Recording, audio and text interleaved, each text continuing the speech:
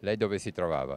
Io mi trovavo dopo il ponte, a monte del ponte dove c'è la semicurva, prima di arrivare al posteggio dell'Ikea. Ci trovavamo fermi lì e è sceso uno, due macchine più avanti di dove eravamo noi.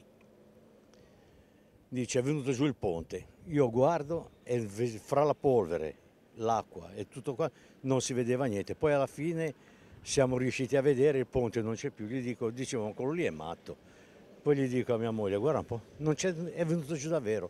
È una tragedia immane che, ripeto, nessuno avrebbe mai immaginato.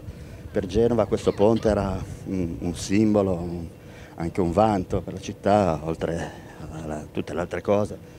E, e vederlo così, crollato, lascia veramente dell'amaro proprio. È la quarta notte che siete impegnati. È la quarta notte, sì, sono stati un impegno ininterrotto, abbiamo garantito anche supporto psicologico H24 sia al campo, quindi qua per i soccorritori, sia ai familiari delle vittime che erano in attesa, sia alla famiglia appunto che da 4 giorni non ha lasciato il campo, sia alle persone che sono state, quindi si sono trasferite all'obitorio, al pronto soccorso in attesa appunto di notizie dei loro familiari.